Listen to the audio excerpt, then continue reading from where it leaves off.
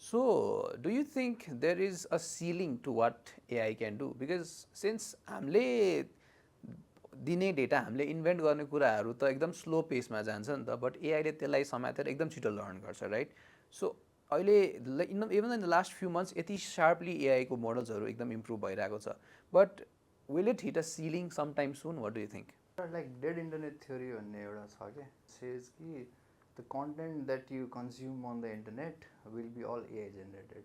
Let's say like रेडिटको forums तिमीले हेऱ्यौ, ह्युमन मान्छे डिस्कस गरेको हेऱ्यौ, इट्स अल एआई जेनेरेटेड. अनि के भइरहेछ भन्दाखेरि ट्रेनिङमा त हामीले huge amount of data use गर्छौँ नि त, जस्तै च्याट जिपिटीको हरेक नयाँ भर्जन आउँछ, क्लाउडको आउँछ, huge amount of data feeding भइरहेछ. अनि we are quickly running out of data to train these models on के अहिले चाहिँ, किनकि ह्युज अमाउन्टमा उसले कन्ज्युम गर्छ नि त. त्यसमा चाहिँ के भइरहेछ भन्दाखेरि एआईको रेस चलिरहेछ. युएसको यहाँ छ, चाइनाको यहाँ छ, अनि हामीसँग यति धेरै डेटा चाहिरहेको छ. अब ट्रेन गर्ने डेटा बनाउनको लागि एआई पनि इन्भेन्ट गर्नुपर्ने हुनसक्छ क्या. सो सिलिङ चाहिँ त्यहाँ त्यो केसमा चाहिँ भइरहेछ. इभन यो डेड इन्टरनेट चाहिँ इट्स समवट ट्रु. लाइक कति मैले कहाँ डेटा पढेको थिएँ, लाइक पिन्ट्रेस्टमा if you search like more than 40% चाहिँ एआई आइरहेछ. रेडिटमा कति डिस्कसन्सहरू हेर, कति ट्विट्सहरू हेर, बट्सहरू सब एआईबाट भइरहेछ होइन. सो या त्यो केसमा चाहिँ मैले इन्टरनेटमा देखेको छु, लाइक डेड इन्टरनेट चाहिँ अलिअलि भइरहेछ है. ओके, भनेपछि यो लुपमा चलिरहेछ. आफै आफै आफै डक्टर आफै पेसेन्ट भने जस्तै काइन्ड अफ एनालोजी मिल्न गयो. मैले फिल गरेको कुरा चाहिँ अब लार्ज ल्याङ्ग्वेज मोडलहरू जति आयो नि एलएलएम, त्यो चाहिँ सर्टेन केसमा पुगेपछि जसले एडप्ट गर्यो र त्यसलाई सक्सेसफुल्ली एज अ बिजनेसमा इम्प्लिमेन्ट गरेर रन गरेर आरओआई आयो, उनीहरूले चाहिँ कन्टिन्यू गर्छ होला होइन. अब जसले गर्न सकेन नि तिनीहरूको लागि चाहिँ अर्को चिज भनेको स्मल ल्याङ्ग्वेज मोडलहरू विथ टुल इन्टिग्रेटेड कुराहरू आउँछ होला कि, जहाँ चाहिँ डेटाबेससँग कम्युनिकेसन भएर डेटा निकाल्ने, अनि त्योसँग चाहिँ स्मल ल्याङ्ग्वेज मोडलहरूले कम्युनिकेट गरेर जे युजरलाई अल्टिमेट दिनुपर्ने त्यो कुराहरू, त्यसरी एउटा रोटेसनल कुराहरू चाहिँ आउँछ कि जस्तो लाग्छ कि मलाई चाहिँ. र अलिअलि डिस्कसनहरू पनि स्टार्ट भएको छ. रिसेन्टली एउटा पेपर पनि मैले पढेको थिएँ कि त्यही रिलेटेडमा. अनि सो यही कन्टेक्स्टमा भनेपछि AI will never invent anything new, is that right? त्यो चाहिँ राइट भन्दिनँ यार म. हो र? कसरी? बिकज अब AI has to train from the data that we supply. अनि अब if we are not inventing anything because we are so dependent on AI अहिले, हो कि होइन? लाइक हाम्रो एआईले के भन्छ नि, त्यो necessity is the mother of invention भन्छ नि. सो पहिला निड थियो, इन्भेन्ट गरिन्थ्यो. अब धेरै जसो काम एआईले गरिदिन्छ, निड पनि खासै फिल भइरहेको छैन, and we don't invent. So हामीले इन्भेन्ट नगरिसकेपछि न्यू डेटा त आउँदैन.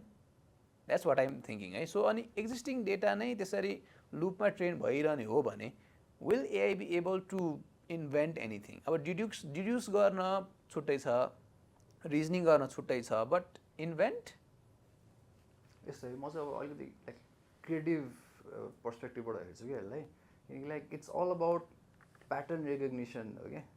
Let's say if I were to write lyrics for a song, let's है मैले एउटा कुनै म्युजिक इन्भेन्ट गरेँ अरे. अब मेरो ब्रेनमा के भइरहेछ भन्दाखेरि इट्स कुनै यो संसारमा केही पनि ओरिजिनल हुँदैन क्या. There is a concept called like steal like an artist भन्ने कन्सेप्ट छ, जहाँ चाहिँ which says there is nothing original. Even like बिटल्सहरूले पनि भनेको छ नि, एल्भिस प्रेस्लीहरूले भनेको छ नि, पाब्लो पिकासोले भनेको छ, मैले जे आर्ट क्रिएट गर्छु it's not my own, it's from मेरो पास्ट आर्टिस्टहरूबाट इन्सपिरेसन लिएर बिट्स एन्ड पिसेस लिएर मैले गरेको.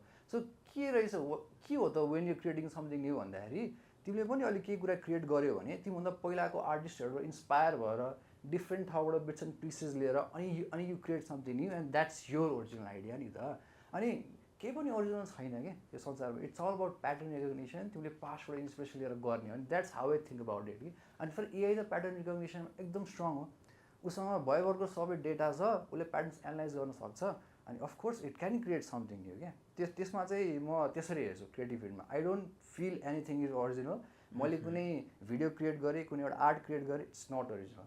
मेरो दिमागमा त्यो बसेको छ, त्यो प्याटर्न्सहरूबाट म निकालेको छु. So AI can create something new भन्नेमा छु म चाहिँ. तपाईँको स्ट्यान्स के छ यसमा? उहाँले भनेकोमा म कम्प्लिटली एग्री गर्छु. लाइक जसले पनि नयाँ चिज बनाउँछन् त्यो भनेको नयाँ होइन कि नयाँ तरिकाले गरेर आएको कुरा हो होइन. अनि त्यो भनेको कुनै न कुनै पछाडिको ब्याकग्राउन्डमा बेस बनेरै भनेको कुराहरू नै हो होइन. भनेपछि त्यो बेस त उसले अलरेडी छ होइन। अब ह्युमनको केसमा हामीले पढेर बुझेर जति पनि गरिरहेछ त्यो लिमिटेड हुँदै जाला कि, तर उसको एक्सेस त एकदम ब्रोड छ नि त। जस्तो इन्टरनेटमा भरको जम्मै चिज छ भन्नुको मिनिङ उसले त्यो कहीँ न कहीँ त्यो प्याटर्नहरू राखेको छ कि त्यो प्याटर्नलाई कसले स्टिमुलेट गर्छ र कसले क्रिएट गर्छ भन्नेमा चाहिँ डिपेन्ड गर्ला कि त्यो केसमा। भनेको प्रम्प्ट कसले बेटर दिएर नयाँ क्रिएट गर्न खोज्छमा चाहिँ बेटर त्यो डिस्कसन होला कि एआईले गर्न सक्छ या सक्दैन म भन्दा पनि। अनि द्याट्स फाइन एन्ड अल, तर मैले भनेको चाहिँ इन्भेन्सन इन द सेन्स जस्तै अब यो अलिकति फिलोसफीतिर जाला होइन।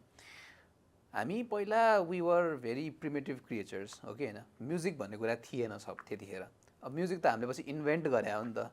अहिले म्युजिक भन्ने डेटा छ, एआईले सङ बनाइदिन्छ, but will it create something similar? हामीले जसरी म्युजिक इन्भेन्ट गरे भने जस्तै एआईले entirely new thing that we don't know of त्यो इन्भेन्ट गर्ला त?